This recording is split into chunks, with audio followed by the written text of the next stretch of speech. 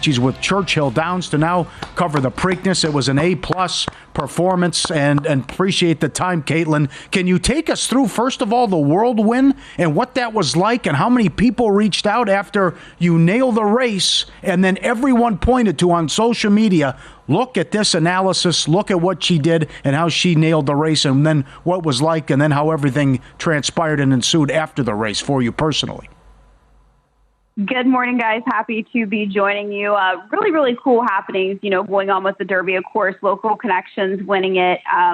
The try given out, it was really funny because I had taped that segment Tuesday before the race. So it really was just a few days after the draw, as soon as we got back to racing following opening night. And it was very cool because I had really liked Forever Young and Sierra Leone that I had mentioned. I really liked Mystic Dan. Mystic Dan, of course, being the more unlikely of the two. And I think if Brian Hernandez makes one different move, that horse probably does not hang on to the win, doesn't get up. So it just really ended up being the perfect storm. But our entire team, our entire broadcasting staff, Travis Stone, our race caller, just everything that happened with the Derby was nailed to a T. And Churchill Downs just did such a good job, and just all of it together was just, it's great. Yeah, that was A-plus performance out of you and then the entire team. And then looking at the Preakness that we have coming up tomorrow, Kaitlin, what was your initial reaction to Muth getting scratched earlier this week?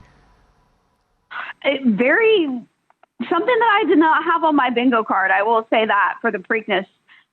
Because Muth, obviously a heavy favorite coming into the Preakness, favored over Mystic Dan. He's kind of that new shooter that's been well rested, coming in off of a grade 1 win. But I will say that shipping of horses has changed a little bit. One of the number one shipping companies went out of business, so it's not quite as easy to get horses shipped certain places. And shipping in from sunny and warm California over to Maryland, where it was a little bit more chilly and rainy when Muth got there, things happen. Was not good timing, obviously, but the horse is doing great. Bob Baffert has reported. So just really unfortunate timing for Muth and his connections. Yeah, no doubt. And what do you make of Mystic Dan right now? The fixed prices, Kaitlin, where we are broadcasting from Circa, which they're located obviously in Kentucky as well. The fixed price right now on Mystic Dan to win, the yes is 2-1. The no is minus 250. What do you think of those prices this morning?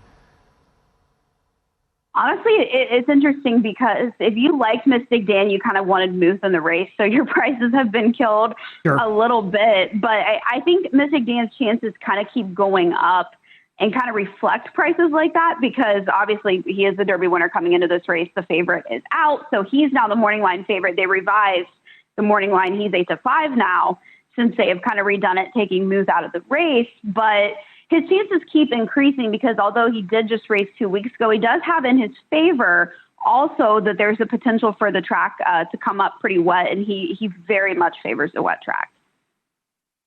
Okay. Which other horses do you think are going to play a key role in the race coming up tomorrow?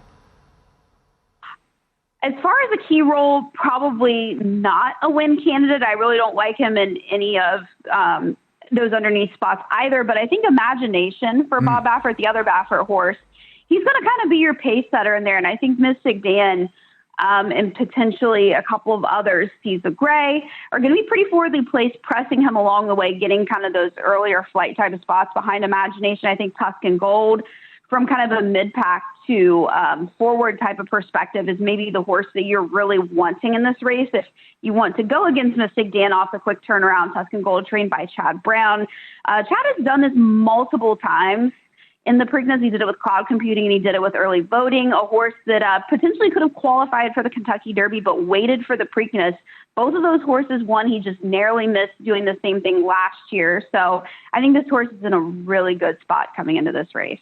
How would you advise us to play it then, and what do you think was going to be on your card once we get to post time? I would definitely be thinking of playing Tuscan Gold in the win spot. We'll see what value offers as far as just placing a straight win bet on him. I wouldn't take anything less than 7-2, 4-1 on that horse.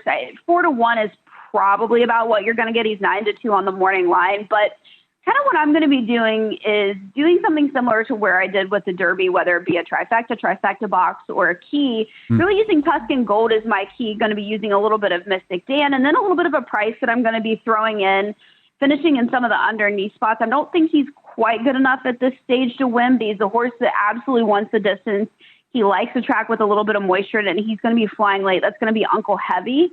I would think he would be 15-1 or better. So I'm definitely going to be using him in all of my tries and supers too. Okay, so the reaction that I'm seeing today on X when I tweeted out the show rundown and included you on that, people are saying to watch out for the exact horse that you just mentioned, and Uncle Heavy was going to be on their cards in various fashion. So I'm looking right now at some of the matchups. Plus 170 against Imagination is the first one that I noticed as well. So would you look at any matchups as well? Plus 145 against Just Steel.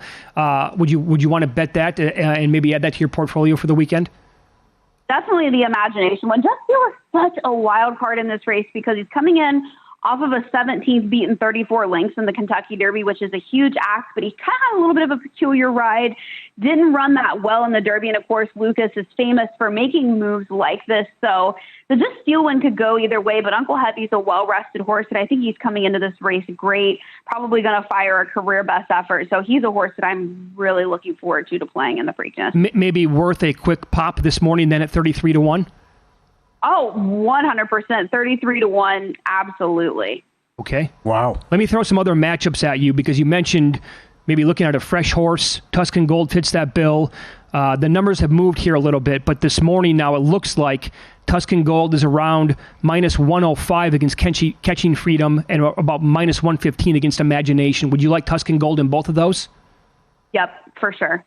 You would? Okay. And then do you want to lay maybe $1.80 against Seize the Gray and $1.75 against Just Steel? I would think so, especially coming into the race fresh with the two of them coming in. Seize the Gray, I would think would have a better chance finishing ahead of him in this race, but I wouldn't think it was going to be too excessive. I would still favor Tuscan Gold over him. But Seize the Gray is coming off of a really nice, impressive performance, whereas Just Steel is coming in off of a loss. All right, excellent. So as of right now, again, just to confirm, the three horses that you think are going to hit the board are going to be who? Tuscan Gold, Mystic Dan, and Uncle Heavy. All right, that would be a nice try, huh? Yes. Yeah, I would.